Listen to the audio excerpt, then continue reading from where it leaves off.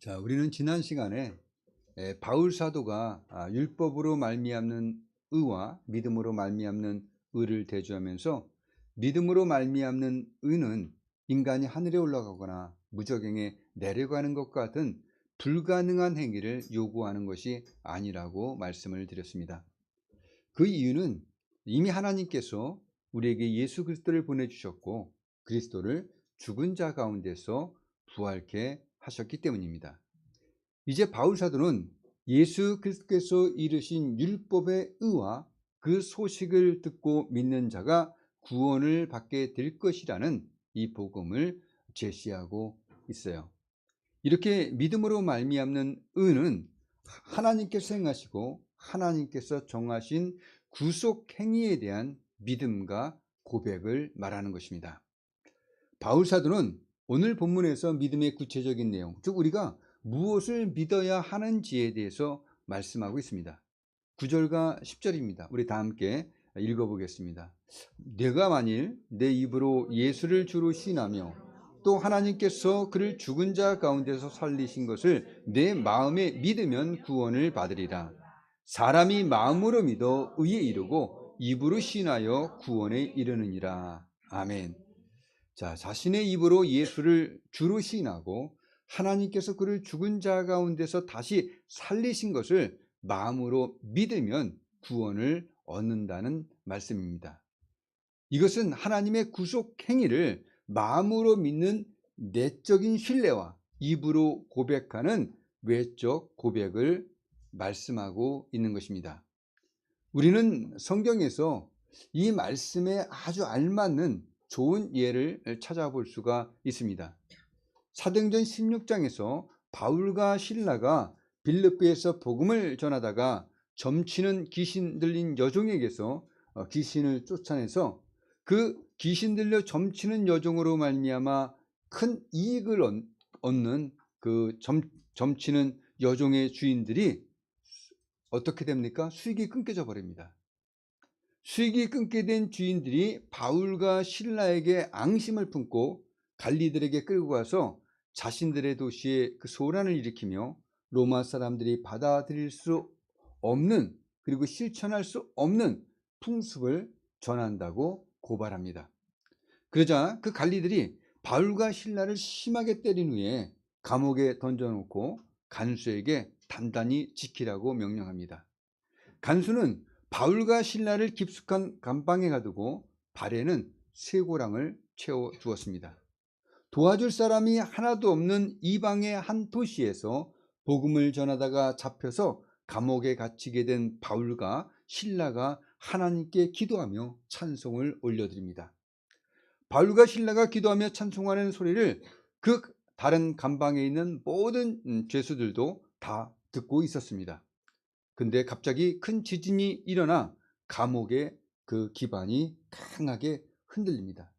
그러면서 곧바로 감옥의 문이 모두 열리고 죄수들을 묶고 있던 쇠사슬도 다 풀려버립니다. 간수가 잠자다가 깨어나서 보니까 옥문들이 다 열린 거예요. 혼비백산한 간수는 죄수들이 다 도망갔다는 그 생각에 칼을 빼어 자결하려고 합니다. 바로 그때 바울이 보고는 내 몸을 상하지 말라, 우리가 다 여기 있다, 이렇게 외칩니다. 정신을 차린 간수가 등불을 들고 뛰어들어가 무서워 떨면서 바울과 실라 앞에 엎드려 절하면서 그들을 데리고 나가 선생들이여, 내가 어떻게 하여야 구원을 받으리까, 이렇게 물어봅니다. 그러자 바울과 실라가 이렇게 말합니다. 주 예수를 믿으라, 그러면 너와 내 집이 구원을 받으리라. 그리고 바울과 실라는 주의 말씀을 그 사람과 그 집에 있는 모든 사람들에게 전해 주었다라고 이렇게 기록되어져 있습니다. 그리고 그날 밤 그 시간에 간수는 바울과 실라를 데려다가 상처 부위를 깨끗이 씻어 주었습니다. 그러고는 당장 그와 그 온 가족이 세례를 받게 됩니다. 간수의 온 가족이 구원을 받게 된 것입니다. 자, 이 이야기에서 간수가 바울과 실라에게 선생들이여, 내가 어떻게 하여야 구원을 받으리까, 이렇게 묻습니다. 그때 바울과 실라가 주 예수를 믿으라, 그러면 너와 내 집이 구원을 받으리라, 이 말씀을 근거로 우리가 전도하면서 주 예수 그리스도를 믿으면 구원받습니다. 믿으시겠습니까? 이렇게 구원의 공식을 제시했다고 합시다. 그래서 그 사람이 예, 믿습니다 라고 말하면 당신은 구원받았습니다. 이렇게 구원에 대해서 확증해 준다면 여러분들은 그 영혼을 그릇된 길로 인도하는 것이 될 수가 있다는 겁니다. 왜냐하면 바울과 실라에게 간수가 선생들이여 내가 어떻게 하여야 구원을 받으리까 이렇게 물었을 때 주 예수를 믿으라 그러면 너와 네 집이 구원을 받으리라 이렇게 바울과 실라가 말하고 나서는 사도행전 16장 32절에는 주의 말씀을 그 사람과 그 집에 있는 모든 사람에게 전하더라 라는 말씀이 뒤이어 있다는 것입니다. 그리고 그들이 세례를 받게 됩니다. 즉 간수와 그 집에 있는 모든 사람들에게 더 많은 주의 말씀을 전해 주었다는 것입니다. 다시 말하면 간수와 그 가족들은 그리스도에 관해서는 전혀 알지 못하는 사람들이었습니다. 그런데 옥토가 큰 진동으로 흔들리며 감옥문이 열리며 죄수들을 메워 놓았던 제사들이 다 풀려버립니다. 하나님의 초자연적인 역사가 일어난 거예요. 하나님께서 표적을 드러내시자 간수는 두려워 떨며 선생들이여 내가 어떻게 하여 구원을 받으리까 하고 물은 것입니다.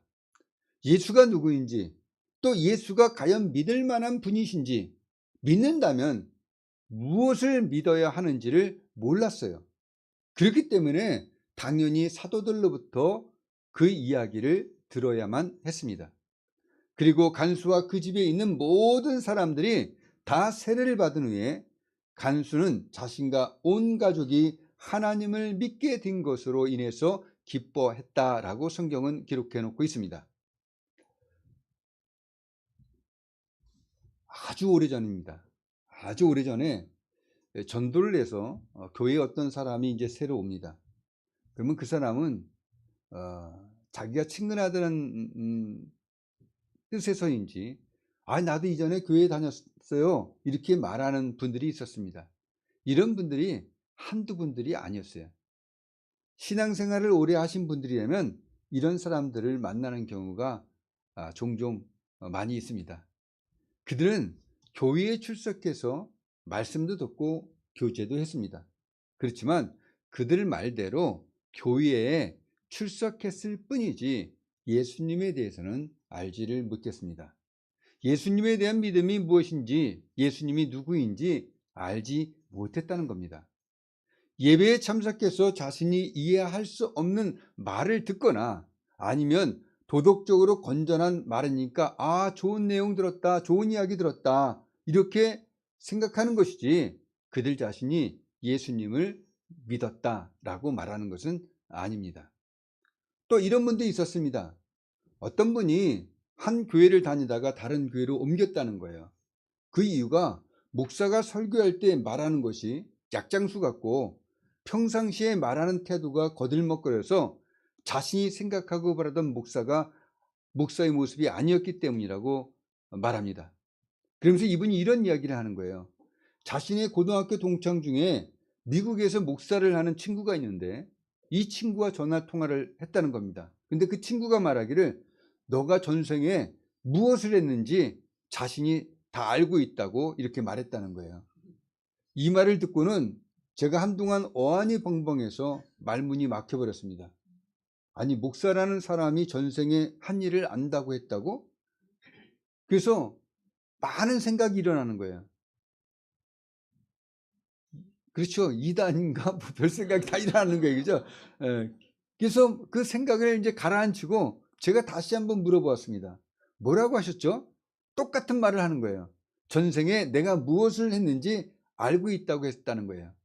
그래서 제가 말했습니다. 그건 불교인데요. 이렇게 말했어요. 그랬더니 그 목사에 대해서 화를 막 내는 거였어요. 정말 교회 다니면서 어떤 내용을 믿고 있는지 모르는 사람들이 있다는 겁니다. 교회에 출석하는 어떤 사람들 중에는 사람들의 행위를 주의 깊게 보는 분들이 있습니다. 그리고 만나는 사람들 중에서 누구는 이런 태도를 가져야 한다, 이런 직업은 이러이러한 자세를 가져야 한다, 이렇게 사람을 평가하는 기준을 나름대로 갖고 있습니다. 그리고 자신이 생각하는 태도가 아니거나 그 기준에서 벗어난 자세를 가진 어떤 사람들의 모습을 보게 된다면 화를 내거나 아니면 불쾌하면서 거리를 두려고 합니다. 이렇게 예수를 믿는다고 교회에 출석하면서 다른 사람들에 대한 예의와 행동에 대한 판단과 분별은 하지만 정작 기독교가 말하는 그 믿음의 내용이 무엇인지를 모르는 분들이 있다는 것입니다. 예수님께서 산상수훈을 통하여 어떤 말씀을 했는지도 모르고 예수님의 가르침을 깨닫지도 못하는 그런 분들이 있다는 겁니다. 이런 분들은 대부분 자신이 상상하는 기독교인에 대해서 점잖고 예의 바르고 상냥하고 그리고 친절해야 한다, 이렇게 말합니다.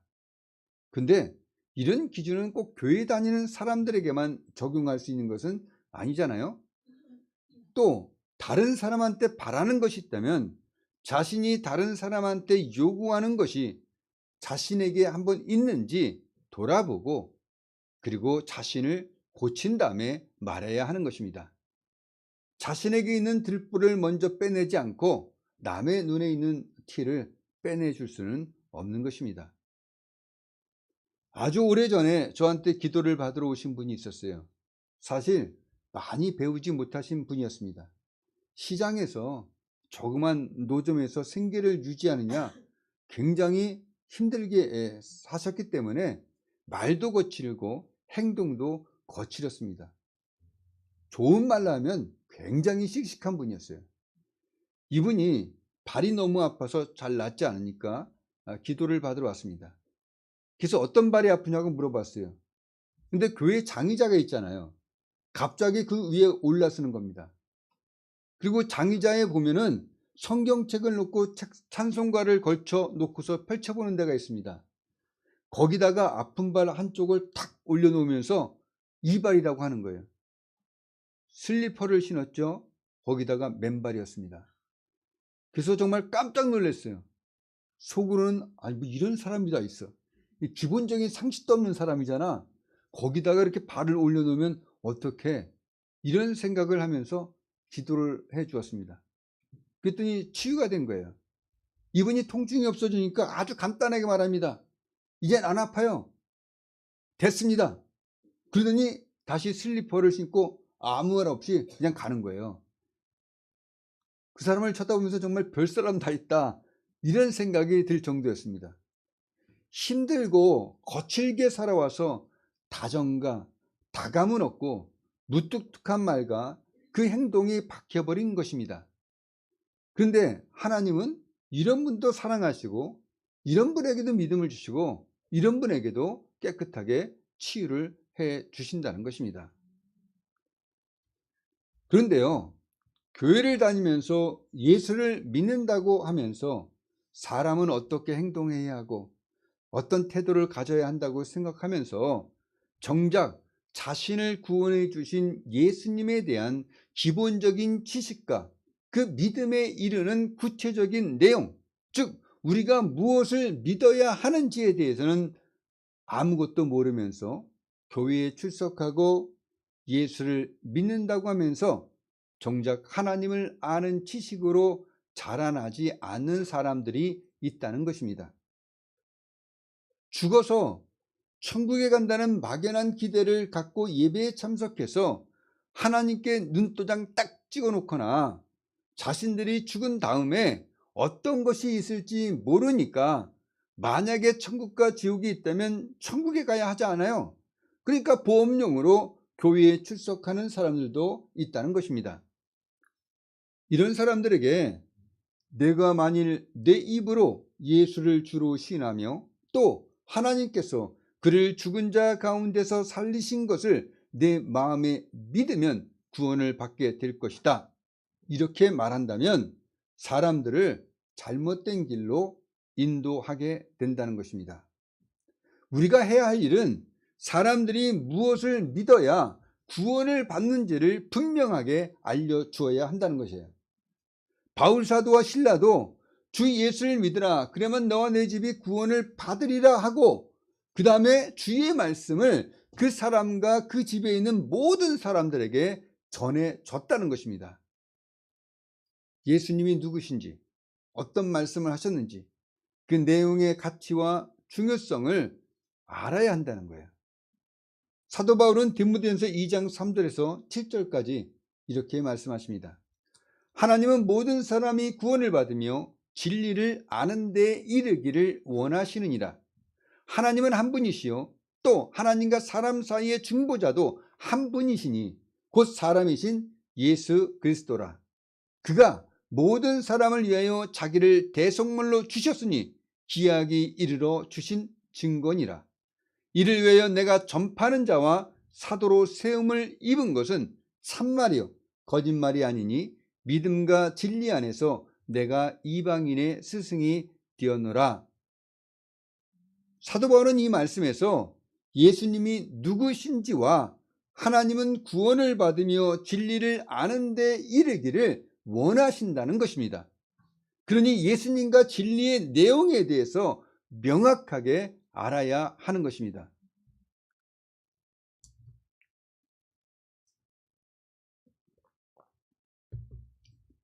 오늘 본문에서 바울 사도는 구원받을 만한 믿음에 대해서 4가지를 말씀하고 있습니다. 첫째는 예수를 주로 시인해야 한다는 것입니다. 예수님을 주로 시인한다는 것은 예수님이 자신의 유일한 구원자이며 사람들 앞에서 예수님을 하나님으로 인정한다는 것입니다. 두 번째는 하나님께서 예수님을 죽은 자 가운데서 살리신 것을 믿어야 하는 것입니다. 그러니까 하나님이 자신의 뜻에 따라 십자가에서 죽기까지 순종하신 그 예수님을 죽은 자 가운데서 부활시키셨다는 것을 마음으로 믿는 것입니다. 세 번째는 마음으로 믿는 것입니다. 믿음으로 말미암는 구원의 은은 입으로 예수를 주님이라고 시인하고 예수님이 죽은 자 가운데서 다시 살아나셨음을 마음으로 믿을 때 주어지는 것입니다. 근데 예수님을 주님이라고 시인하는 믿음은 성령으로 아니하고는 누구든지 예수를 주시라 할 수 없다고 하는 고린도전서 12장 3절의 말씀처럼 성령의 역사로 인한 거예요. 우리가 처음 성령의 역사로 인해 예수님을 영접할 때 예수님을 자신의 구주로 고백하게 됩니다. 성령으로 말미암는 이런 내적인 변화는 마음으로 예수님에 대한 신뢰를 갖게 되는 겁니다. 근데 예수님을 믿는 성도들 중에는 자신들의 마음에 성령이 내주하시는지를 종종 의심하면서 내가 구원을 받았나? 이렇게 불안해하는 사람들이 있습니다. 우리가 살다 보면 잘못할 때도 있어요. 그러니까 내가 이런 잘못으로 인해서 내가 구원에서 떨어졌는가, 이런 의심이 생길 수 있다는 것입니다. 그러나 성도가 자신의 입으로 공공연하게 예수님을 주님으로 시인한다면 그 사람 안에는 성령께서 내주하고 계실 뿐만 아니라 성령으로 말미암아 예수님이 나의 구주라는 이런 고백이 나오게 되는 겁니다. 그러니 성도들은 담대한 믿음을 가지십시오. 그리고 예수님이 자신의 구주이심을 시인할 뿐만 아니라 부활을 확신하는 그런 분들이 되시기를 예수님의 이름으로 축원드립니다. 네 번째는 입으로 시인하는 것입니다. 입으로 시인하는 것은 외적인 신앙 고백이에요. 우리의 신앙 고백은 하나님의 부르신 은혜에 응답하는 것이 되기 때문에 이런 외적인 신앙 고백은 구원받은 성도들이 환난이나 핍박을 당하게 될 때 참 신앙인과 거짓 신앙인을 구별짓는 기준이 될 수 있습니다. 자신의 영적 신분에 대해서 공개적으로 말하지 못하는 그런 믿음이 바른 신앙이라고 할 수는 없을 겁니다. 그러니 우리가 하나님께 속해 있다는 것을 공개적으로 말할 수 있다는 것은 용기와 확신을 가진 참 믿음이라고 할 수 있습니다. 구원받을 만한 믿음에 대한 내용을 이해하지 못한다면 구원의 확신도 금방 사라져 버리게 됩니다. 생각해 보십시오. 여러분들이 신앙생활하면서 얼마나 많은 사람들이 예수님을 떠나갔는지를 여러분은 여러분 주위에서 찾아볼 수가 있습니다.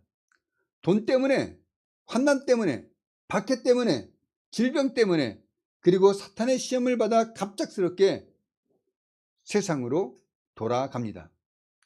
예컨대 우리가 죽음이 찾아오게 될 때 여러분들은 여러분들의 구원의 확신을 어디에서 찾아서 그 죽음의 공포에 짓눌리지 않고 담대하게 자신의 영생과 부활을 소망하고 확신하면서 죽음을 기쁨으로 맞이할 수 있겠습니까?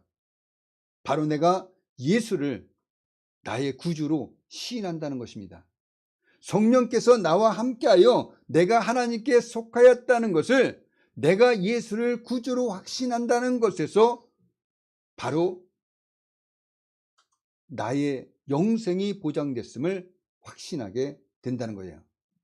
또 하나님께서 예수를 죽은 자 가운데서 살리신 것을 마음에 믿어지기 때문에 구원을 확신하는 것입니다. 또 내가 이런 구원에 이르게 하는 진리를 믿는다는 사실이 내가 구원받은 것이 마음으로 믿어지고 있다는 증거가 되기도 합니다. 그래서 입으로 신하게 됩니다. 그러니 돈 때문에, 환난 때문에, 박해 때문에, 질병 때문에, 사람들에게 실망했기 때문에, 그리고 사단의 시험을 받았을 때, 죽음이 임박하였을 때에도 나의 구원을 확신하며 주 예수와 동행할 수 있는 그 힘은 내가 만일 내 입으로 예수를 주로 시인하며 또 하나님께서 그를 죽은 자 가운데서 다시 살리신 것을 내 마음에 믿으면 구원을 받으리라. 사람이 마음으로 믿어 의에 이르고 입으로 신하여 구원에 이르느니라. 이 말씀의 내용을 믿음으로 소유하고 있기 때문이라는 것을 분명히 믿으시기를 예수님의 이름으로 축원드립니다. 기도하겠습니다. 하나님, 우리는 예수를 믿는다고 하면서